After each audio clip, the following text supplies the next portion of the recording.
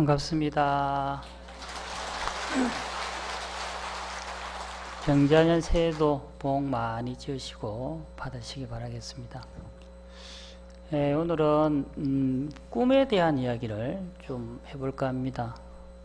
우리가 새해가 되면 우리 불자님들은 뭐 좀 덜하지만 많은 사람들이 뭐 토정 비결이니 뭐 올 한 해 신수가 어떠니 하면서 솔깃하죠. 우리가 이제 잠을 잔다 할 때 꿈이라잖아요. 꿈을 뭐 드림 영어로 팔리오로는 수피나 이렇게 이야기하는데 사전적 의미는 잠을 잘 때 일어나는 5가지 감각, 오감적 심상 5가지 감각이 마음에서 형상화되는 것을 꿈이다 이렇게 보통은 이야기를 합니다. 그래서 우리가 누구나 다 꿈을 꾸죠. 그 꿈을 꾸기 위해서는 잠을 자야 꿈을 꾸죠. 그래서 그 수면에는 크게 이제 2가지로 이야기를 해요. 하나는 REM이라고 해서 Rapid Eye Movement 해가지고 말하자면 눈동자가 이렇게 움직이면서 자는 꿈이 있어요. 그래서 그건 이제 신체적 수면이라 해서 깊은 잠이 아니고 설잠을 자고 잤다가 깨고 이러면은 그런 잠을 REM이라고 하고 REM 수면이라고, 그 반대가 non-REM이라고 해서 깊은 수면, 내가 완전히 푹 잤다 이렇게 생각들면 그게 non-REM, 눈동자가 고정 딱 되어 있어서 그 내수면이라고 하죠.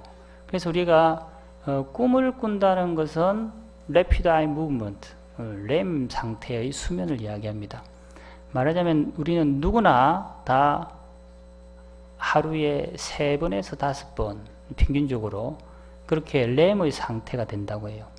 푹 잤다가 또 설 잤다가 또 푹 잤다가 이렇게 왔다 갔다 하는 거죠. 그래서 그런 자고 나서도 우리가 그 꿈을 기억한다라는 것은 내가 잠을 깰 때 REM 상태로 깼다는 거예요. 깊은 수면이 아니고 신체적 수면, 얕은 잠을 자다가 탁 깨면은 그 꿈을 기억하는데 내가 너무 피곤해가지고 또는 너무 기도를 열심히 하고 생업에 열심히 종사하다 보면은 금방 잔 것 같은데 금방 뭐 몇 시간이 흘러가 있죠. 그럴 때는 내가 non-REM, 깊은 수면, 내수면 상태에서 깊은 잠을 자다가 깼기 때문에 그 꿈을 기억하지 못할 뿐입니다. 그래서 누구나 다 꿈은 꾼다는 거죠, 꿈을. 보통 이제 꿈을 우리가 이야기할 때, 뭐, 꿈 해몽, 뭐, 돼지 꿈을 꿔서, 뭐, 복권이 당첨됐니, 뭐, 여러 가지 꿈에 대한, 꿈 해몽에 대한 이야기들이 많죠. 보통 우리가 꿈을 이야기할 때 3가지 종류로 이야기합니다. 꿈은 보통 계속적인 꿈이 있어요. 말하자면 내가 잠자기 전에 막 누구랑 다투다든지 고민이 많아. 그러면 그게 꿈속에 그대로 이어집니다. 그대로 이어지는 꿈이 있죠. 또는 우리가 뭐 영화를 보다가 또는 뭐 사랑하는 사람에게 프로포즈를 하고 이런 상태에서 집에 들어와서 잠을 자면 그 꿈을 그대로 꾸는 경우가 많습니다. 그걸 계속적인 꿈이라고 하고, 또 하나는 환경적 생리적 꿈이라고 해서 뭐 다들 어른이니까 요즘은 안 그러겠지만 어릴 때 보면 그냥 화장실 가서 오줌을 놓았더만은 알고 봤더만 자리가 흥건히 젖어 있는 그런 생리적 현상. 또 우리가 잠을 자다가 막 과히 눌리는 경우가 있죠. 여러 가지 과히 눌림이 있는데 특히 잠을 자는데 옆에 있는 동생이 발을 내 배 위에 탁 올려놓고 자면은 자다가 막 괴로워. 그런 생리적인 꿈, 막 눌리는 무서운 꿈 같은 경우 그렇죠. 또는 잠을 삐딱하게 잔다든지 그러면 그런 꿈들이 있죠. 3번째가 이제 정신적인 꿈인데 이건 보통 서양 학설에서 많이 이야기합니다. 대표적인 사람이 뭐 잘 아시는 프로이드라고, 지그문트 프로이드라고 하죠. 이 사람은 오스트레일리아 정신과 의사이면서 현대 정신분석학의 창시자라고 하는데, 이 프로이드는 이 꿈을 이야기할 때 일상생활에서 충족되지 못한 욕구가 그 무의식으로 남아서 이 꿈속에서 정신의 작용에 의해서 꿈으로 이미지화된다 이렇게 해요. 말하자면 꿈속의 욕망 또는 불안, 초조 이런 것이 자신을 억압하기 때문에 그 욕망이나 불안이 변형되어서 무의식으로 꿈속에서 떠오르게 된다 이렇게 해요. 또 그 비슷한 유의 사람이 구스타프 칼 융, 보통 칼 융이라고 말하는데 요번은 이제 그 옆 동네 스위스 의사인데 정신과 의사인데 요번은 이제 분석 심리학의 창시자입니다. 비슷한 유지만 이 칼 융은 상당히 이 불교적 성향을 많이 갖고 있고 실질적으로 불교적 수행을 하신 분이죠. 요번에 이제 꿈을 이야기할 때 무의식이라는 것은 우리가 뭐 잠재의식이니 우리 경전에서는 아레야식이니 이렇게 이야기하는데 그 무의식이 우리의 인식 속에 나타나는 현상이다 이렇게 이야기해요. 그게 무슨 말인가 하면 내 자기 자신이 이 진화와 가라고 불교에서 보통 그렇게 하죠. 나의 참된 자아를 찾아가는 과정으로 이렇게 보는 겁니다. 그래서 내 자기가 자기의 자에게 그 꿈속에서 여러 가지 모습으로 상징으로 통해서 메시지를 전달한다. 그렇게 생각하죠. 말하자면 불교에서 말하는 깨달음의 과정과 좀 비슷한 그런 게 있습니다. 경전에서도 꿈에 대한 이야기들이 소승경전과 대승경전에 나오는데 소승경전의 뭐 대표적인 대비바사론에 보면 꿈을 이렇게 정의를 합니다. 3개의 어디가 꿈이 있는가? 6개, 새끼, 무새끼 3개 중에서 어디에 꿈이 있는가? 그랬을 때 6개란 우리가 사는 이 세상을 6개라고 하죠. 욕심이 있는 세상. 6개는 꿈이 있지만 새끼, 무새끼는 꿈이 없다. 왜냐하면 새끼, 무새끼는 수면이었기 때문에 그렇다고 대비바사론에 적어놨습니다. 또 그러면 어떤 중생의 꿈이 있는가? 이렇게 또 이야기가 있습니다. 범부들, 또 독각, 영각, 성문 이런 완전하게 아란의 경지에 이르기 이전의 모든 중생들은 다 꿈이 있다. 오직 부처님만이 꿈이 없다. 왜 그런가? 꿈은 전도, 원리 전도 몽상이자 뒤집어서 전도와 비슷하기 때문에 부처님께서는 모든 전도, 세상을 올바르게 보지 못하는 걸 전도라고 하죠. 전도의 습기가 다 사라졌기 때문에 오직 부처님만이 꿈이 없다 이렇게 해요. 실질적으로 우리가 살아감에 있어서 내 마음이 편안하고 열심히 살고 그런 사람들은 보통 꿈이 별로 없죠. 꿈이 많은 사람들은 주로 불안하거나 걱정거리가 있다든지 너무 시간이 많아가지고 할 일이 없어가지고 자고 또 자고 또 자고 늘 자빠지지 않은 사람은 매일 꿈을 꿔요.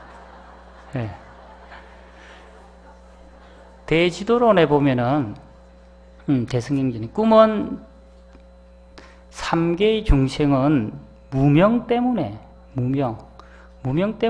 어리석기 때문에 우리가 여러 가지 괴로움을 받잖아요. 무명 때문에 일체의 모든 것이 존재하지 않는데 존재한다고 우리는 믿고 있다는 거죠. 그래서 꿈이란 것은 실체가 없는 것이다. 금강경에도 그런 말이 있잖아요. 32품 응화비진분에 보면 6가지 비유가 있죠. 일체 유의법, 여몽한포영, 여로영여정, 은작, 역시관 이런 말이 있잖아요. 일체 이 세상의 모든 유의법, 조작에 의해서 만들어진 이 세상의 법들은 마치 여몽, 꿈과 같고 환, 헛개비와 같고 포, 거품과 같고 영, 그림자 같고 여로, 이슬로자, 이슬과 같고 영여전, 번개불과 같다. 말하자면 영원한 것이 아니라 잠시 있다가 사라지는 것들을 유의법에 비유해서 마치 꿈과 같은 것이다. 그래서 너무 그런 우리가 있는 살아가는 이 모습에 집착하지 말라라는 말이 있습니다. 중국 한나라 때 헌제라는 황제가 있었는데 이 황제가 이런 사주 보는 사람, 뭐 꿈 해석하는 사람, 여러 가지 이런 잡다한 것들로 인해서 너무나도 백성들을 혹시의 무민 너무나도 이렇게 괴롭힌다라고 생각을 해서 어느 날 그 나라에서 가장 꿈을 잘 해석하고 사주 잘 보는 사람을 불렀대요. 그래서 이 사람이 정말로 도가 통해가지고 공부를 열심히 해서 이렇게 사람들에게 알려주는지 아니면 정말로 사람들을 꼬드겨가지고 괴롭히는지, 만약에 그렇다면은 큰 벌을 주려고 불러드렸대요. 그래서 이 미신을 탑하기 위해서 이 해몽을 잘한다는 원몽자를 불러가지고 시험을 합니다. 자기가 사실은 꿈을 안 꾸는데 불러가지고 이렇게 이야기해요. 내가 오늘 새벽에 꿈을 꿨는데 저 앞에 있는 기와가 후루룩 떨어지면서 그 기와가 하나하나 떨어지면서 기와 조각이 새가 되어서 저 멀리 날아가는 꿈을 꾸었다. 도대체 이게 무슨 꿈인가? 말해보거라 이렇게 했대요. 그래서 이 원몽자 꿈 해석하는 사람이 갑자기 폐하 큰일 났습니다. 지금 궁중 안에서 참변이 곧 일어날 겁니다. 난리가 날 거라는 거라. 근데 이게 임금은 내가 거짓으로 지금 꿈을 이야기했는데 꿈을 해석을 해서 닌 잘 걸렸다 딱 생각하고 있는데 잠시 후에 신하들이 막 뛰어오면서 폐하 급하게 아래 옵니다. 뭐냐? 지금 궁중 안에서 장병들이 서로 싸우고 난리가 나서 몇 사람이 죽고 큰일입니다. 그러는 거라. 그 말 듣고 보니까 이게 헌제가 내가 지금 그냥 꿈을 날조를 했는데 이게 실제 나타난단 말이가. 그래서 그 원몽자를 불러가지고 사실은 네가 해몽을 하도 잘하고 사주를 하도 잘 본다 해가지고 시험하기 위해서 내가 지금 꿈을 지금 막 날조를 했는데 어떻게 그렇게 탁 맞게 꿈이 맞아 떨어지냐. 그랬더니 이 원몽자가 하는 말이 몽시신유입니다. 꿈이라는 것은 정신, 곧 마음이 논이는 것을 꿈이라 합니다. 쉽게 말하면 한 생각 일으킬 때가 벌써 꿈이고, 그러니까 한 생각 일어나면은 그것이 바로 꿈이고, 꼭 꿈이라는 것은 우리가 한 생각 일으키는 그 망념 하나가 꿈이라는 거예요. 꼭 잠자가지고 꿈이 아니고, 앉아가지고 지금 내 법문을 열심히 듣는 사람 제가 무슨 이야기하는 걸 알아듣는데 지금 앉아가지고 꾸벅꾸벅 존들지 딴 생각하면 꿈꾸는 거라니까. 자빠지 자는 것만 꿈이 아니고 떡 쳐다보면서 딴 생각하는 이게 꿈이라고 있고. 그래서 우리가 살아가면서 얼마나 허황된 생각들 이게 다 꿈이라는 거예요. 꿈. 그래서 꿈 한 번, 곧 생각 한 번 일으키면 온 세상이 변한다는 겁니다. 그래서 불교에서 일체유심주라는 말 있잖아요. 한 생각 내가 어떻게 갖느냐에 따라서 세상이 바뀐다 이런 말이죠. 합장하시고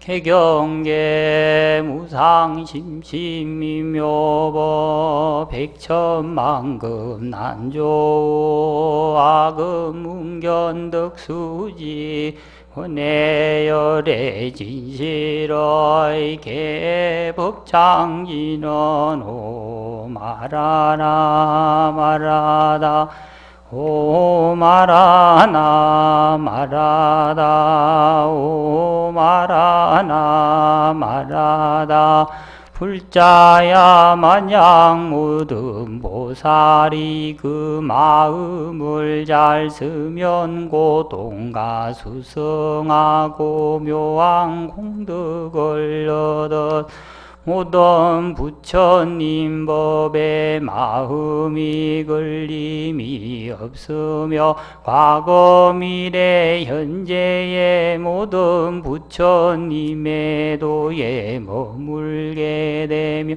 모든 중생 곁에 항상 머물러 그들을 저버리지 않음 모든 법의 모양을 다 능히 통달하며 모든 악을 끊고 모든 선을 구족하며 모든 보살과 같은 모습을 하게 됨 모든 행원이 구족하여 일체법에 자유자재하며 모든 중생들이 부처님 가음 가는 사람 될 것이니라.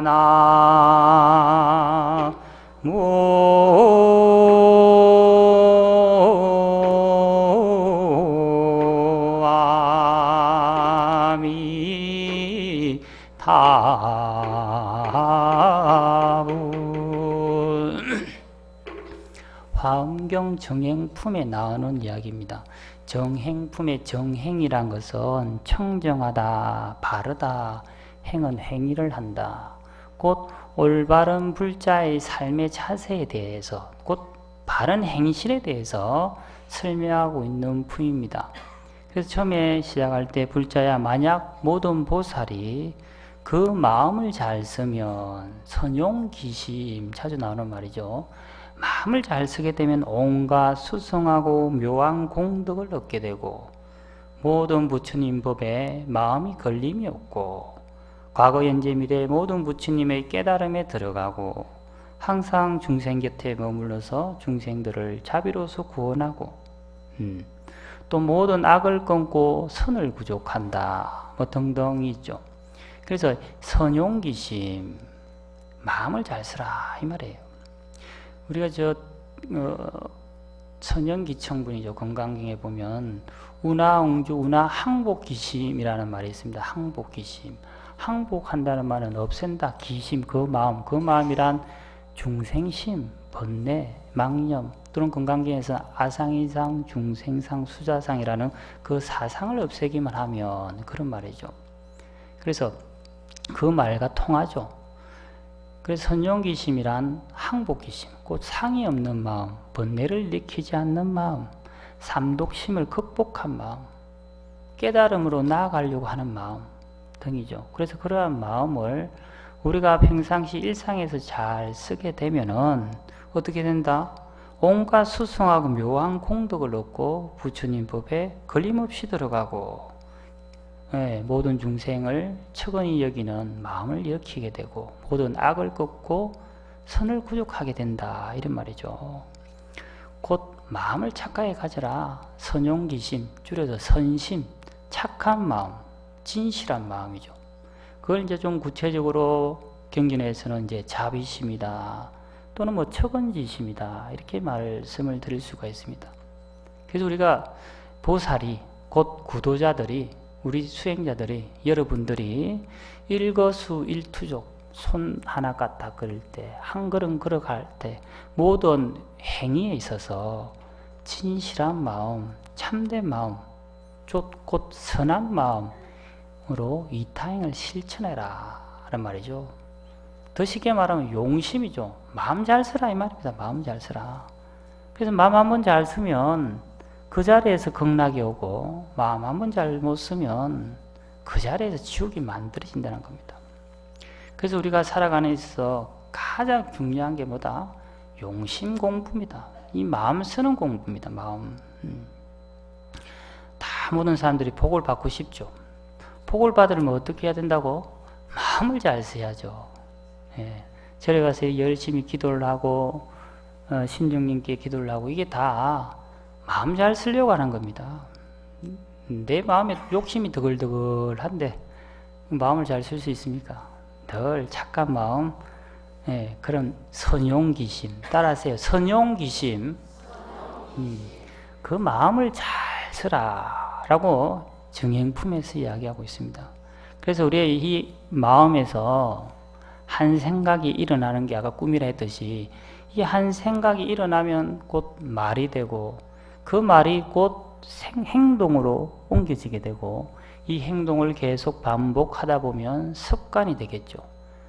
좋은 습관을 기르면 좋은 인격이 형성될 것이고 그 좋은 인격이 형성되면 자연스럽게 나의 운명도 좋게 바뀌겠죠. 그래서 복을 받고 싶습니까? 좋은 마음을 쓰라. 마음 한번 잘 쓰라. 어떤 마음을 일으켜야 되는가? 자비심, 처건지심. 또 우리 보살들은, 구도자들은 원력심을 가져야 되겠죠. 나뿐만 아니라 모든 중생들이 부처님을 만나서 극락세계에 왕생하고 살아서는 행복하기를 하는 그러한 마음, 큰 마음을 일으키는 게 중요합니다. 합장하시고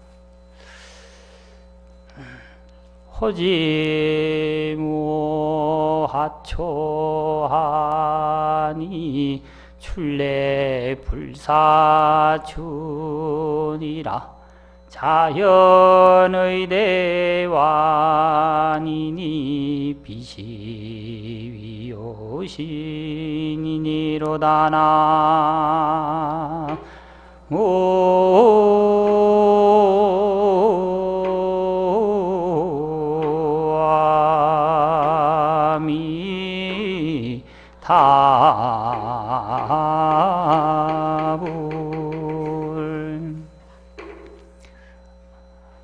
내일 모레가 입춘이죠.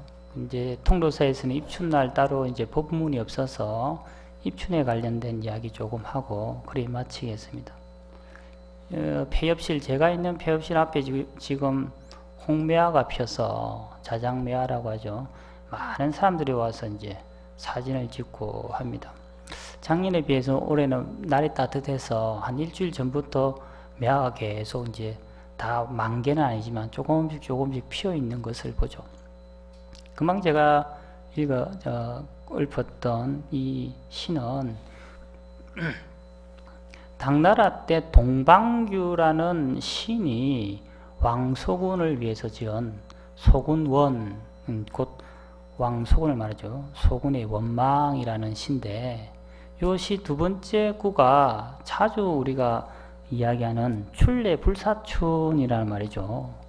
봄이 와도 봄이 온 것이 아니다. 이제 입춘되면 이 구절이 이제 인터넷이나 막 자주 돌아다니겠죠. 이거 출처에 대해서 좀 이야기를 하면서 입춘에 대한 이야기를 합니다. 중국에는 옛부터 그대로 4명의 미인이 있다고 하죠. 보통 이제 춘추전국 시대 때는 서씨가 있다고, 또 삼국시대, 삼국지에 자주 등장하는 초선이라는 또 아름다운 미인이 있죠. 또 당나라 때는 이제 잘 아는 양깁이라는 또 그런 여인이 있고, 또 이 한나라 때는 금방 말씀드린 왕소군, 요 4명이 이제 중국 고대로부터 이게 고대 4대 미인이다라고 하죠. 뭐 인물 미모뿐만 아니라 이분들이 모두 삶 자체가 파란만장했죠. 이 왕소군은 그 이제 한나라 전한 말기에 그 한나라가 되게 이제 혼란스럽고 그럴 때 그 이유가 이제 북방의 흉노족이라고 하죠. 만주족 위에 이제 매일 흉노족들이 틈만 나면 내려와 가지고 약탈 노락질하고 그러면서 이제 한나라에서 이제 말하자면 전쟁을 일으켜서 참패를 당하니 항상 대대로 역대로 술이라든지 비단이라든지 쌀이라든지 온갖 곡물들을 갖다 바쳐야 되잖아요. 그리고 이제 이 완전히 이제 장악을 하기 위해서 꼭 그 나라에 있는 공주를 이제 데려와서 혼인을 하잖아요.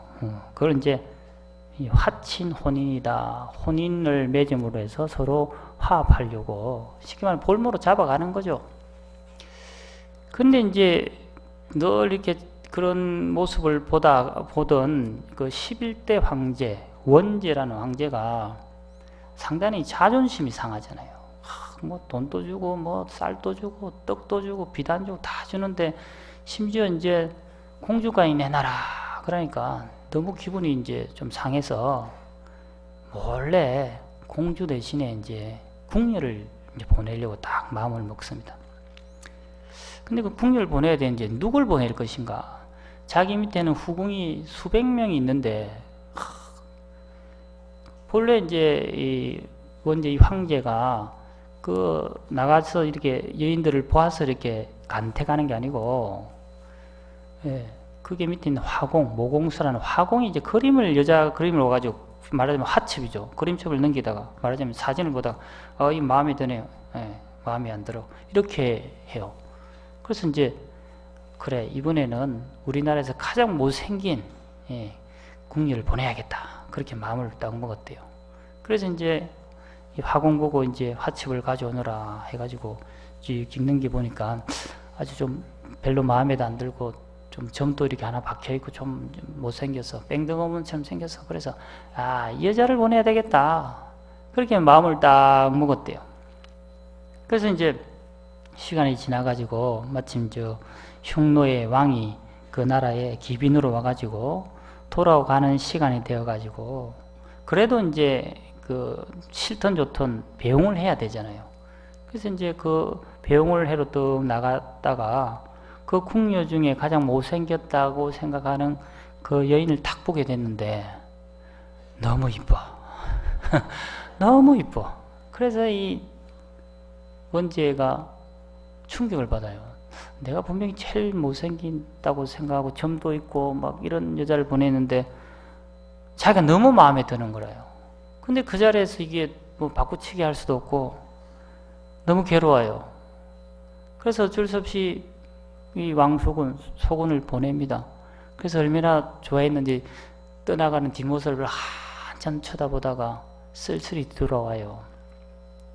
뒤돌아왔는데 한편은 너무 괘씸하잖아. 지금 내가 이 여자인 줄 알았으면 이렇게 안 했을 건데 감히 나에게 이런 거짓말을 하다니. 그래서 그 화공, 모연수라는 화공을 불렀어. 그래서 자초지종을 듣고 보니까 이 화공이 자기한테 와가지고 아부를 하고 뇌물을 주는 사람은 예쁘게 그려주고, 지 잘났다고 도도한 사람은 마음대로 그리고, 심지어 점까지 떡 찍어놨고, 이렇게 그렇게 했다는 사실을 뒤늦게 알아서 너무 기분이 나빠가지고 그 자리에서 처형을 해버려요. 그러나 저러나 이게 왕수군은 끌려갔잖아요. 흉노 저 북방으로 가가지고 추운 그 곳으로 가서, 물론 뭐 자식도 낳고 뭐 이렇다고 했는데 늘 고향을 그리워하고 외롭고 슬피 이렇게 지냈다는 거죠. 그래서 이제 호지무화초, 호지라는 것은 오랑캐 땅에는 무화초가 없다. 꽃과 나무나 이런 게 너무 척박하잖아요. 춥고. 그래서 출래불사춘, 봄이 와도 봄이 온 것이 아니다. 그러면서 자연의 대환, 자연스럽게 의대, 그러니까 옷에 허리띠죠. 여자가 이제 복대 같은 걸 하겠죠.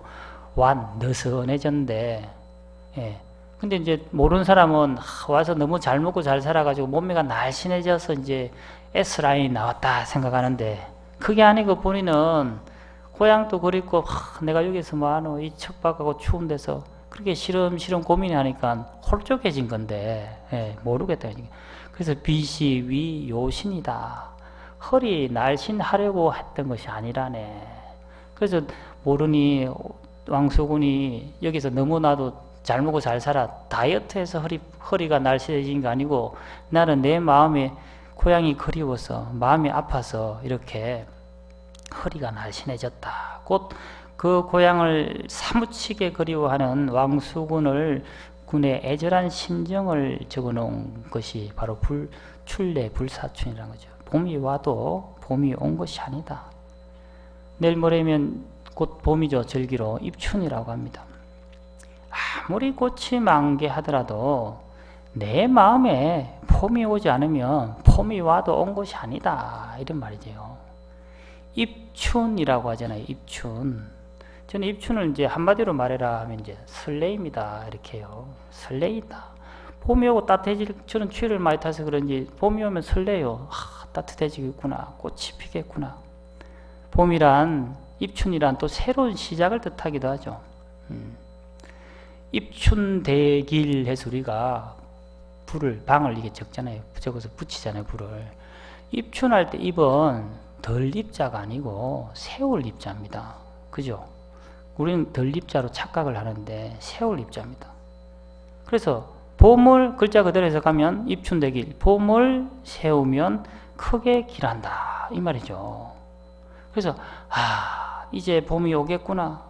세월이 가면 언젠가는 오는 봄이 아니라 우리가 봄을 세워야 봄이 온다 이 말입니다.